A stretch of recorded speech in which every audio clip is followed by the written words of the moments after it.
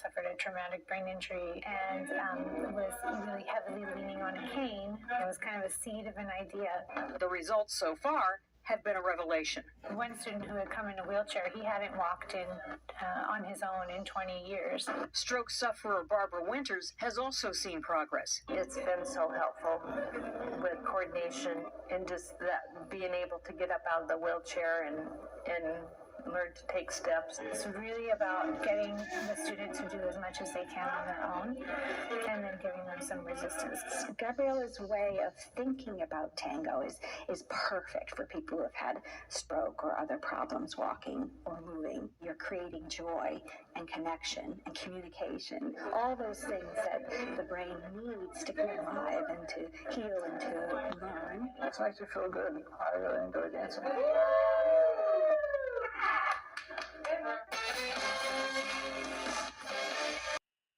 Wall Street Journal reporter in 2002, while she was in Pakistan investigating Islamic ideology behind the 9/11 attacks, her colleague, Daniel Pearl, was kidnapped by ISIS terrorists and then beheaded. Azra is also the author of Woke Army, the Red-Green Alliance, Destroying America's Freedom, which exposes the anti-Jewish network in America. She's also a senior fellow in the practice of journalism at the Independent Women's Network. Azra, welcome. Thank you so much, Cindy. I'm just so happy to have this conversation with you because we need to understand how we got here. Okay, that's exactly it. We need to understand how we got here. You know, since Hamas's barbaric attacks on Israel on October 7th, these protests that we've seen on university campuses and throughout the U.S. and cities across the Western world, we have these activists, they're chanting from the river to the sea. I want to know, do they even realize that they're calling for Israel to be obliterated? A lot of people are shocked by this unleashing of anti-Semitism that we're seeing. Are you?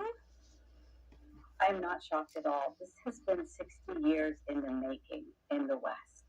I was born in the summer of 1969 in a Muslim family in India. I was born in the summer of 1965 in a Muslim family in India. I arrived in the United States as Saudi extremism was being exported to the world. And what came with it?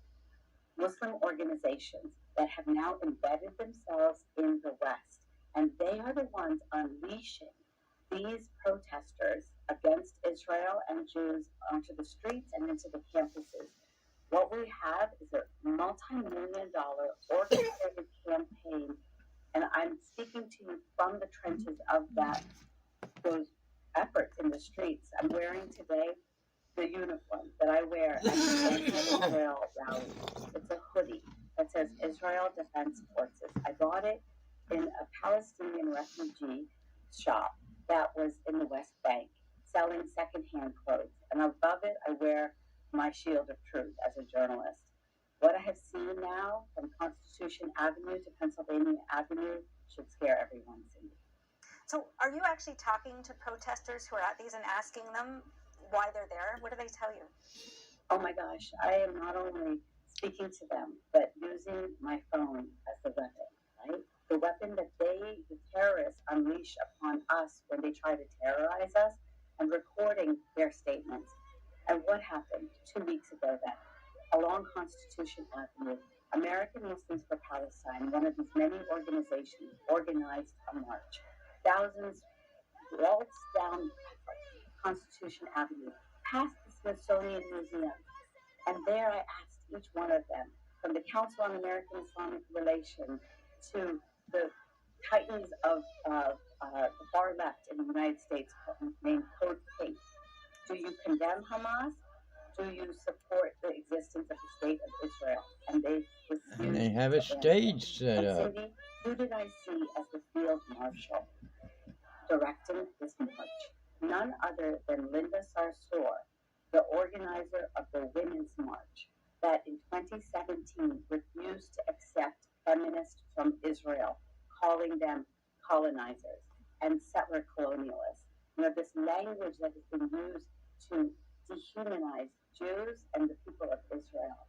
And so I speak to them, and they are refusing to accept the humanity of Jewish people or Israelis because they have decided that this is the moment that they will see destroy the state of Israel and eliminate Jews from the river to the sea.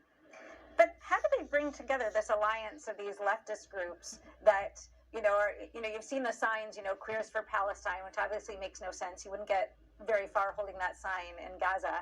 So how is it that they've fused these things together in a way that makes sense to the people who are actually on the streets? Oh my gosh, this is my book, right? Woke Army. It was a shocking cover for me to even see the nexus between the far left and the Islamists, destroying America's freedom. But Cindy, it is as if the people, the characters from the book have now leapt onto the streets of our nation and our world. And how do they do it? Let me give you a couple of examples. So this is one of the actual posters last Saturday. I picked it up, journalist trick, you know this. You wait till everybody leaves and you pick up their trash and you get the signs, from the river to the sea, Palestine will be free. Chant that they said in Arabic, Philistine al-Arabiya, which means Palestine is Arab, from the river to the sea. So they have code. And who organized this one? The Islamist group, U.S. Palestinian Community Network, one of the many Islamist groups that believe in political Islam. And who have they aligned with then? This is what's so critical. You have to see the fine print, as you know, as a journalist. Stand with Palestine, end the occupation, right? They use these big words. Who is it that sponsored this? The Party for Socialism and Liberation. Socialism and liberation. That's the far left. And who are they? Multi-million-dollar global networks that are trying to infuse the socialist far left agenda into our nations. They are alliance then. Look at this one. We're going to break the fourth wall here. Workers' World Party, the far left communist organization. And so what the entire thesis of your program might seem hyperbolic to some people, but it is in fact exactly what's happening in the streets of our Western capitals, our cities, our colleges, and it is a multi-million-dollar network of organizations that are unleashing these street warriors of the woke army against America, the West, and Israel and Jews. One of the things that has astounded me by what we've seen, not only is everybody out on the streets in lockstep, but they're doing the exact same things, right? They're holding the same signs, ripping down the pictures of the hostages wherever they find them. Is this messaging that's going out, or what's your explanation for how they've proceeded so identically? Yeah, Cindy, talking points. They share Google Docs, and in the Google Docs, they have the talking points. Why are the chants all the same? Because they have created digital toolkits, which is what every grassroots organization has, right? And what are they basing all of this on? I want to just connect the dots for everyone. For several years now, we have heard about this concept of critical race theory, right? This ideology that has infused our schools. And what they have done is they are using the talking points of the oppression matrix, the privilege bingo that our poor children have had to experience in our school system, so that now it's an upside down world in which Jews are the occupiers, the colonists, and the aggressors, and there's no mention of them as victims, as happened in the October 7th attacks. And so there I was, Cindy, this past Saturday. Being a reporter, I love your segment because we are on the streets and you don't have to be in Gaza to see what is happening in the trenches. So what happened? I knew to follow the march and I knew where they were headed, the gates of the White House. And so I went. I know the streets, been reporting them since I was 18. And Cindy, there I was. And the horde of marchers was coming towards not only the White House, but towards me in front of the White House. And I found myself with my back, with the same uniform, pinned against the gates of the White House, the fence that they brought. And indeed, this man climbed over me with this big banner of the martyrs, celebrating the martyrs. And what did they do then? They flung the Palestinian flag through the gaps in the fence onto the White House lawn And these are the types of posters that they then taped to the White House gate. Murdered by Israel. They flipped the narrative. It's called moral inversion. They flipped the narrative so that now, in this new hierarchy of human values, the Israelis and the Jews were the oppressors, and the Palestinians were the victims, and there was no sense of the humanity of all. And you're here, and you will find out in the next couple hundred feet how hard this is. So I need your total attention. That was June 1st, 2015, a hot day in the mountains just outside of Los Angeles, California. Me, Isla Verheika, and a lot of my friends from all over the world began a journey, a 3,000-mile journey across the whole North America continent.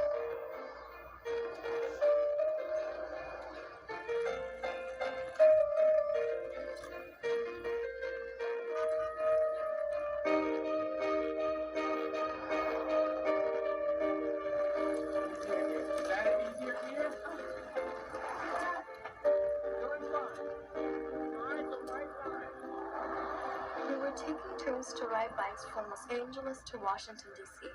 in order to raise awareness of the orphans in China. Their parents had been killed or put in labor camps or prisons because of the persecution against falun gong in China. We finished. If you need to drop, let me know. You can get on the van. Let me know if you need to. You okay? Close that gap then.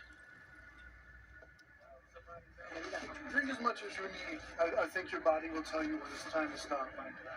You know, I knew it's going to be hard, but this was actually quite, it was on a different level than I thought. But then it's the beginning. Yeah. And I know we'll make it. I want to go. Please. I'm fine. If I'm not okay, I'll come back again. My name is Annie Chen. I'm the team leader for Rise of Freedom. When you say like, oh, I'm gonna bike across America 3,000 miles, you usually don't like when people realize it. It's like, oh my gosh, that's crazy. But then when you actually get on the bicycle and then climb the mountains and bike. And you're sweating and thirsty, that's when it's like a realization of how difficult it is.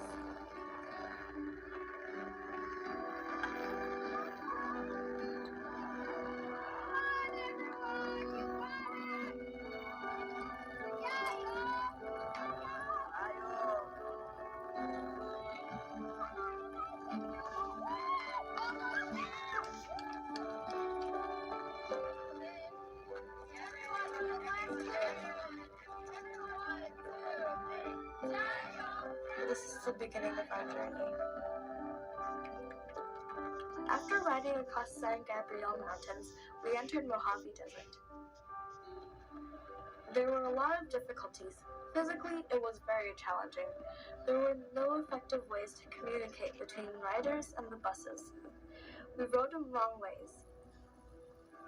Also, our different personalities made it harder. But we always have fun no matter how tired we are. We have a song for you. All right, then sing the song. Okay, ready? Okay, this is only the first half of the song. Actually, the first quarter, first third. Okay, ready? All right. 1, 2, 3. 30 kids from around the world have come together as one. From Hungary to India, our journey has. I started learning Falun Gong when I was 6 years old. My dad taught me the practice. We used to practice the exercises every day in the morning, half an hour. So I used to be a part of everybody in my school.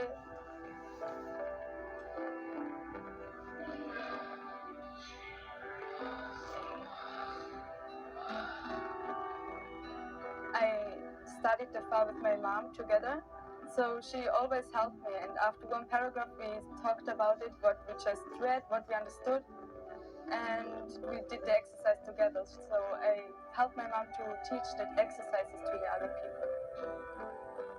When I started growing older, I occasionally thought, like, is this the right thing for me? Is this like what I actually believe in, or is it because my mom told me? I thought about it a lot, especially in college, where you're free to do whatever you want. You can go party, you can do drugs, whatever. But I think practicing Falun Dafa, like just to follow truthfulness, compassion, and forbearance, I've been able to remain very clear-headed of what values I think are very important to me and what I want to do with my life. When I was very young, it was not so easy to be strict, but the older I get, the more I realize what worth it all has.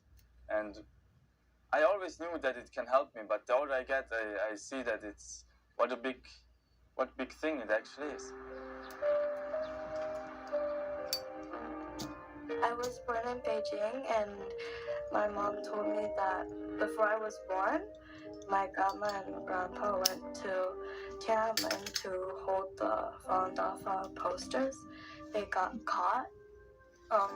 There, my grandma was beaten till like she couldn't see and she couldn't hear. What happened after I was born and what I remember is sometimes the police would just come to your house and then they would start like searching through your closet or anywhere looking for anything related to Dafa, and then if they find something then they would accuse you of like being a bad person, and then they would take you away.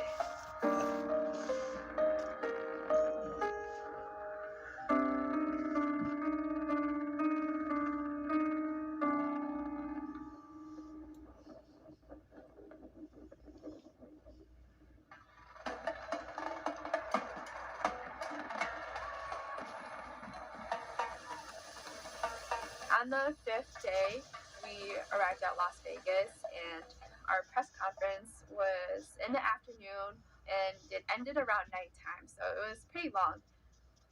Ride to Freedom is a group of teens. I would just introduce what Ride to Freedom was, why we are biking across America. There were a few riders who would give their personal experiences or reasons why they wanted to join. Some said it in Chinese because there were Chinese tourists also, and some in English. 我妈因为念法轮功，结果被关在监狱。当时我那个每天起床以后都要找妈妈，但是每天都找不到她。我每天都问我爸爸：“妈妈在哪里呀？”但是我爸从来没回答过我，妈妈到底在哪里。 A few minutes ago, I was talking to some Chinese tourists. Even if I told them about this ride, they were not supportive. Sometimes you know that they would like insult you and be mean to you, but you still have to try and talk to them because you really want them to know the truth about Falun Gong.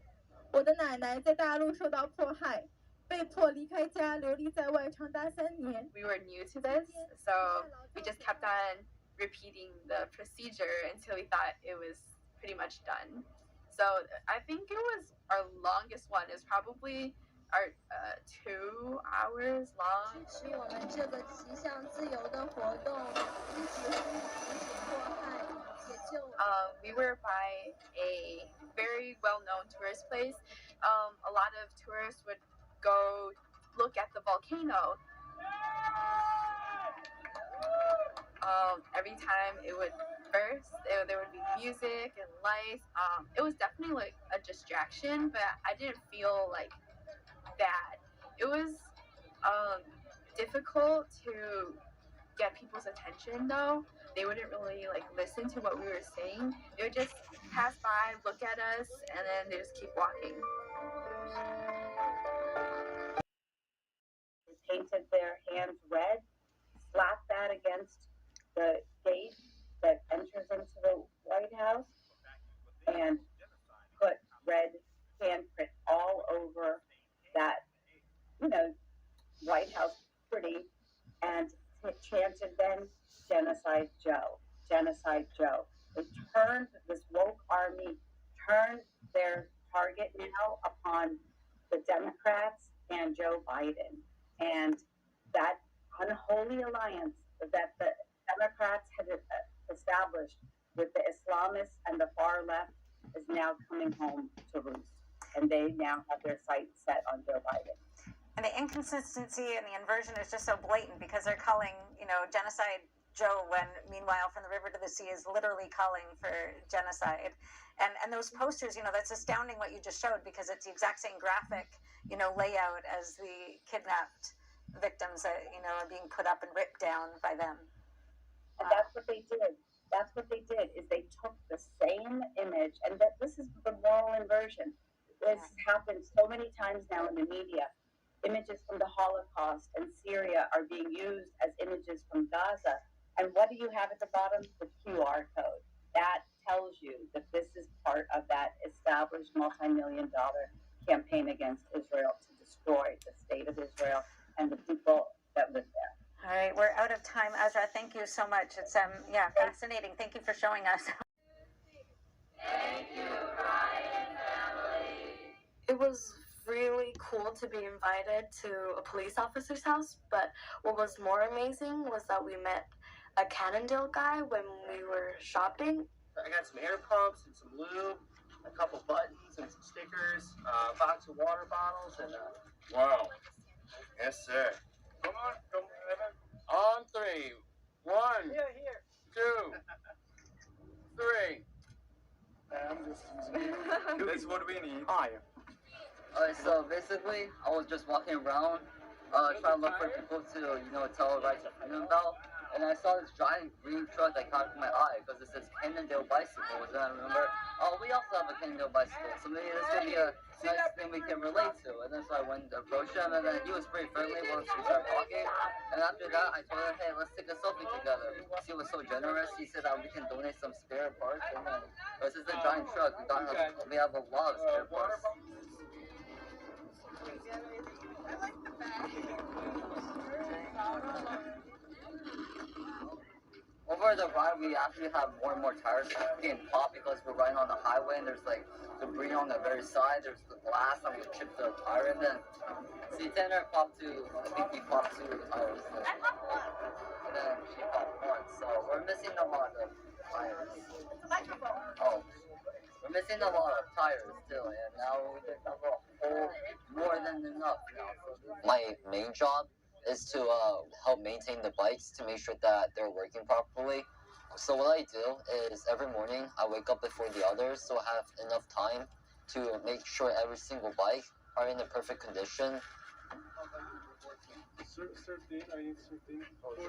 Another part of the job is that when we're out riding and then we change riders, I have to help bring the bikes down because I know which bike is associated with which rider. And I also have to make sure that if their bike tire is ready, and if it's flat, then I have to help change it. Before Right to Freedom, how I tell people about the persecution in my daily life is usually with another group of kids online. We make Skype calls to people in China to tell them about the persecution going on. I'm not that good at it, actually, because my Writer, published in the Washington Examiner, the Federalist, Forbes, USA Today, New York Times, and the Wall Street Journal. In January, he has a new book out, Big Intel, How the CIA and FBI Went from Cold War Heroes to Deep State Villains. Michael, welcome. Good to be with you, Cindy. Next, Gregory Ho, an independent media consultant and business analyst. He's an expert in Chinese affairs. He was the Cantonese service director of Radio Free Asia, where he transformed the traditional shortwave radio station into a multimedia platform with an audience of 8 million a month. Before, he was a reporter in Taiwan's CTN TV and an anchorman in Hong Kong. His many awards include the Edward R. Murrow Award, the 8th Hong Kong Consumer Reporting Silver Award, and the Hong Kong Human Rights Press Award for Radio. Welcome. Welcome to China Show, Cindy. And we have Michael Rakon, an award-winning journalist in Poland with expertise in security and post-communist history. He was a spokesperson for the Polish Ministry of the Interior, and today he hosts Rock Rakon, a daily TV show on TVP World. He also co-produced the station's docu-series Reset that examines the pro-Russian policies of the former government of Poland, which is now poised to probably return to power after the country's recent elections. Michael is also a columnist for the conservative weekly magazine Gazeta Polska. Welcome. Thanks, Cindy. Thanks for having me. Mike, I want to start with you. You've studied the communist project and how that continued forth to today, even though the Soviet Union fell. So how do you connect that to what we're seeing on the streets and what we just heard? Sure. Even though the Soviet Union collapsed, its covert agent networks survived. And the United States and nobody in the West ever tried to insist to the Russians at the time when they were dependent on us to uproot those networks and expose them. And so what you're seeing now with the Palestinian liberation movement is a continuum of the Soviet creation in the 1950s and 60s. But how did that not die when the Soviet Union fell? It was kept alive. It remained an instrument of Russian state power. The United States never objected to it, never once raised an issue of it, and even quashed efforts by Russian reformers who wanted to uproot these systems. So they simply survived on their own, and a lot of them that had been receiving Soviet funds received funds even from private American and European organizations and from foreign governments. And Michał, you're in Poland on Russia's doorstep. Are you seeing what do you see based on what Mike is talking about? How do you see that play out actually in the former Eastern Bloc? Well, just Mike hit the nail. The thing is, and actually the thing that we just heard in the previous panel is pretty obvious from the perspective of the history of communism and post-communism. In a way, there are two factors and two key issues that I would like to point out at the moment. The late General Ion Mikhail Pachepa, the highest ranked Soviet general who ran away from the communist state, he was the top officer of the Romanian intelligence agency back in the communist times. He wrote a great book, Red Horizons, and he described the way that he was distributing the Russian propaganda all over the Arab world using the tools of KGB and his KGB counterparts.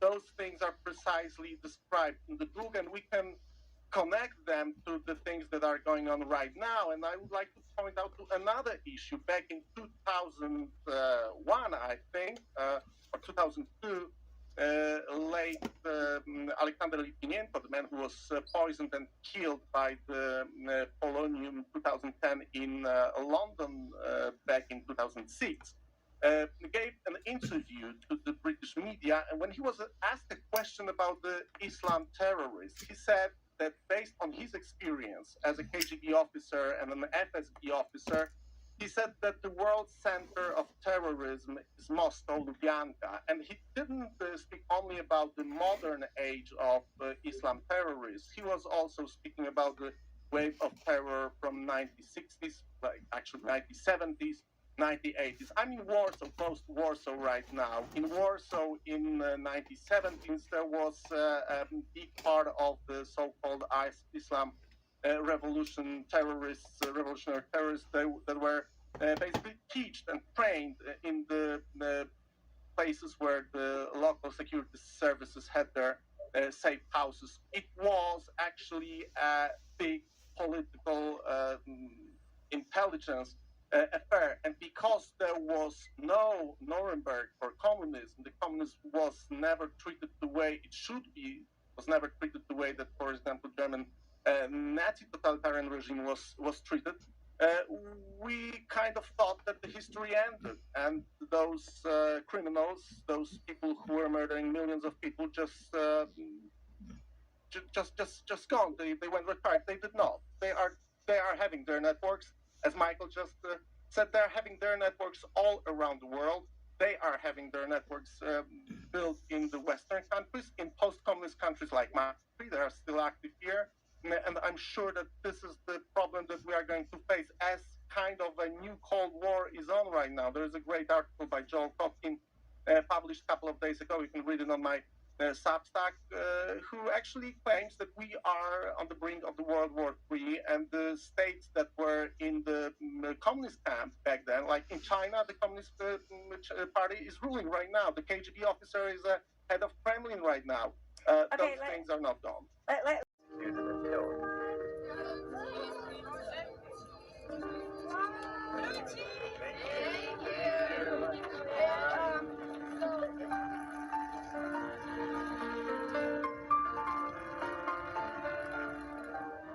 You know, I look at this group here and I'm so impressed that this group of young people would make this effort on what has to be so important of a journey, so important of a message. I'm very surprised when I came in here today and I saw these kids and their ambition. Everyone can sit at home and complain about this is happening, we need to stop this, but for them to get up like this and show their integrity and their bravery and to go out of their way just for other people shows a lot, and it will get somewhere. There will be a good result to this. 1, 2, 3. My friends from Right to Freedom, they came from 15 different countries. Every day we would eat, we would bike, and we would tell people about Right to Freedom all together. And sometimes we would even fight with each other, which you probably didn't expect. But yeah, we fight with each other a lot. Hey guys, this is the Right to Freedom boys bus. Let's see how we're doing right now. Okay. I don't know. I don't. Maybe she's wrong. Yes, of course she's wrong. You know the problem, but sometimes she says okay, and afterwards she do it otherwise. You know? I think I'm a pretty passive person. Usually people say I'm really bad at making decisions, and I'm kind of like I'm indecisive. And he did yell at us a lot, especially during the meetings we had. So a lot of times, especially as boys, we really didn't like the meetings at all, because most times it was telling how bad we were, and then as it got really repetitive, I guess we just had a little distaste for that. If you want to go to Harvard, okay, for school, you don't just give up they did something. You keep going. You keep contacting those. I know. Just throughout the ride, I was trying to find a balance of what's the right way to speak and what's the right way to lead. There were a couple of times throughout the ride that I felt was very uncharacteristic of me. I wanted the kids to just listen to what I said, but you can't have that power unless you have a good understanding of how things too. Annie does she has a lot of responsibilities because she's a team leader, so it's pretty obvious that she has a lot of pressure.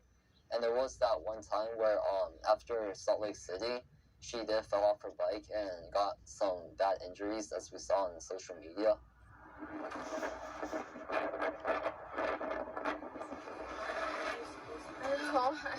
I was on the highway and we were coasting down the highway kind of at a fast speed, and accidentally went on the rubble strips, the bumpy part, and I fell over because I lost control. I said, I'm okay, but as I said that, tears were streaming down my face and every place was in pain, and most part I was worried about was my chin. Yeah, some people make fun of me because it looks like a beard. Increasing meetings between, Russia, China, Iran. So how is China connected to what's going on?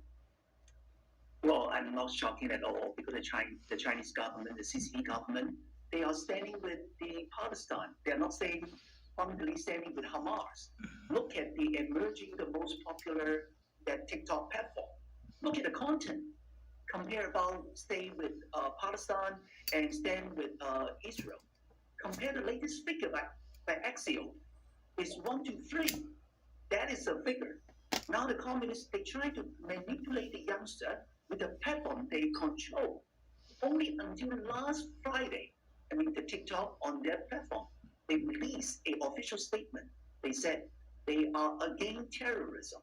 You can see it without the criticism from us. from the media, Western media, and without the effort from all these independent media outlets like you, exposing their bad behavior, would they make a statement? Would the Senator George Harding not sending a warning signal to the most influential entertainment platform, which is TikTok, trying to manipulate the youngster? Do you think that they would send out a statement, put it back into the website? So ironic. I only see that statement in Chinese. Then you can find a statement in English. Let me know. I'm interested to see. So I'm not shocked at all because the platform is a message. The communists, they control the platform. They control the platform. They control the youngsters. So when you see all these youngsters walk out on the street against the Israeli and standing with the Hamas, the terrorists, I'm not shocked at all. Because, they have been addicted to this so-called addictive platform. It's like a heroin. Okay, I'm going to pick up on that because the CEO of TikTok was just in France, and it seems like a lot of countries are not taking a strong stance about what's happening on the streets. We'll talk about that when we get back, but we are going to take a break right now. See him. And when I turned 6, I remember a little bit, and the police arrived at our door, and they took my mom. I don't really remember that. My mom told me that. So they took my mom to a brainwashing camp. I remember clearly that I went to visit her in there, and it wasn't a good feeling to see my mom. Yeah, and half a year later, she got released from it, and then we came to America. So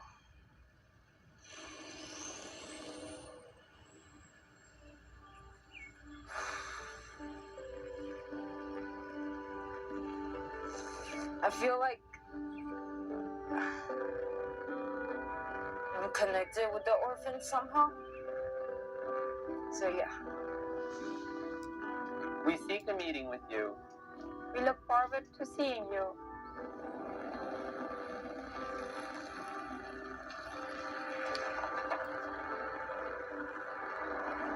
8 years ago, where I live now, there was a Holocaust, So many people died.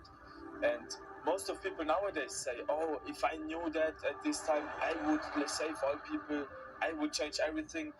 I say to them, hey, then look in China, what is happening there? What do you do? And they say, oh, yeah, but this is else. That's not the same. And I tell them this is exactly the same, not happening here. But you are the one, you are not there. You can change it because you are not there. Almost finished. As Right to Freedom, we try to reach as many people as possible. We appreciate a meeting with President Obama, as it would be a big opportunity.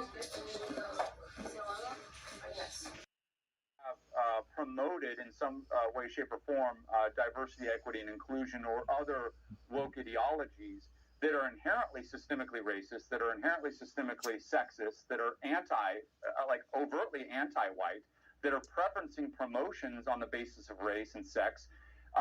So if you're a Midwest farm boy, black, white, Hispanic, and you believe in America and love this country, why would you go into a system that hates that version of America and wants to turn us into a completely different culture and society? And I think that if anyone's talking about morale issues in the military, it's coming from the very top. It's DOD leadership and weak senior generals and admirals that are allowing a decay of our culture within the DOD ranks. Wade, what is your message to America on this Veterans Day? There's still hope. As long as there's an American who believes in what this country stands for, there's always hope that we can prevail. If you go back to the founding, it wasn't, 70% of Americans didn't stand up and oppose the British. It was a relatively small group of people that stood up and said enough is enough. And we have more people than that right now in America who still believe in what this country is supposed to mean. And we should continue to work within the system to promote our ideas. And eventually, if we work hard enough, we will prevail. And we're already starting to see a shift in momentum. The left is already starting to run away from woke ideology because they know it's politically toxic. They're not running on it in campaigns. They were running on other issues. And so we're going to win this. It may take time. It may take generations. But we're going to turn this ship around, and we're going to get it back on the right foot. Wade Miller, thank you so much for your service to this country. He's from China. He came to the United States to study. 那我在学校，在班里面就是讲大法，讲修炼。然后呢，1星期之后被班主任找谈话，然后说你如果站下来的话，被校长知道了，校长网上举报，那么会导致我们整个你的这个年级高考受限。这么跟我说的，说我必须回家。那我说好吧，那我就回家了。不久就被父母发现了，他们有很疯狂的打我，把我踹到地上之后，我坐到地上之后，然后他们也坐地上，然后还哭，然后甚至是打了我之后自己打自己。I don't think Sean's parents ever had any bad intentions because all parents, they love their children. So when they hit him or beat him or sent him to the reformation camp, in their minds they thought it was the best thing because what they knew from the Communist Party, from the media and from the government is that Falun Dafa is bad, and it's kind of unfortunate because not just Sean, but also his parents are the victims of the fabricated lies that the party made.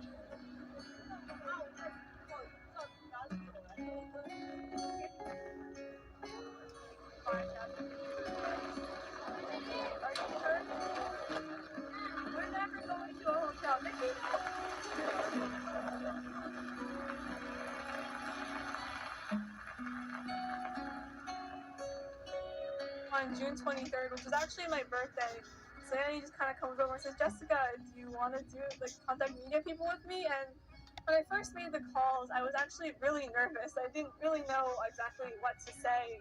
I think so Annie made the first call to someone, and so I kind of listened to what she said, and I took notes down, points that, okay, this is what Annie said.